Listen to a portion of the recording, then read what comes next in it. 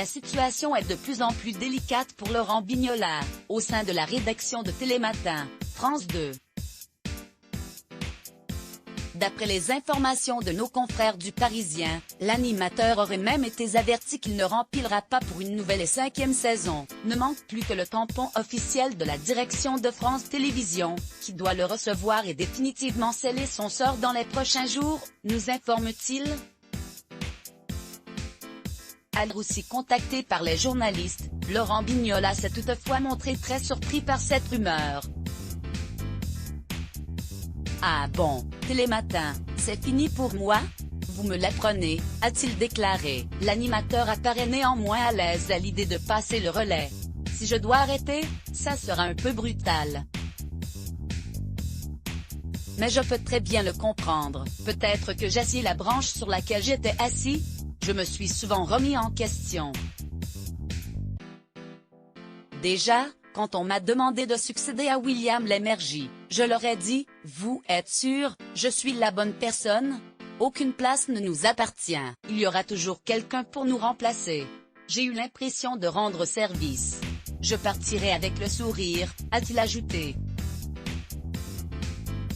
Son remplaçant justement aurait déjà été trouvé mais d'après le Parisien, rien n'a pour l'heure été acté. Laurent Bignola, quant à lui, devrait se voir confier d'autres projets. C'est un visage de France Télévisions, un vrai passionné. Quoi qu'il en soit, il sera à l'antenne, a rassuré un cadre du service public auprès de nos confrères. Laurent Bignola, critiqué, dénonce des mensonges cruels mais alors, pourquoi ne pas renouveler son contrat? Il y aurait plusieurs raisons à cette décision.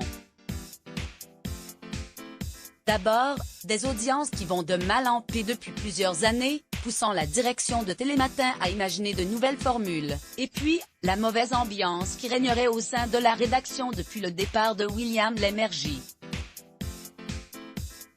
Ce dernier a quitté la chaîne et l'émission au bout de 32 ans de bons et loyaux services pour rejoindre C8. Mais Laurent Bignola a eu du mal à trouver sa place et son comportement a été vivement critiqué par certains de ses collègues. Qui plus est, 11 chroniqueurs de Télématin ont décidé de claquer la porte dans la foulée, pointant du doigt les conditions de travail, la baisse de salaire, ainsi que les méthodes de la direction. J'en ai été terriblement meurtri. Tous ces mensonges, c'était très cruel. Insupportable, même. Il y a eu de nombreux propos diffamatoires à mon égard, a-t-il estimé. Quelqu'un d'un peu plus faible aurait fini en burn-out?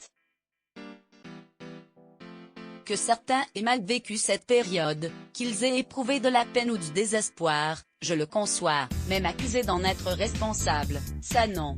Si vous saviez comme j'ai encaissé. Let's block ADS. Why?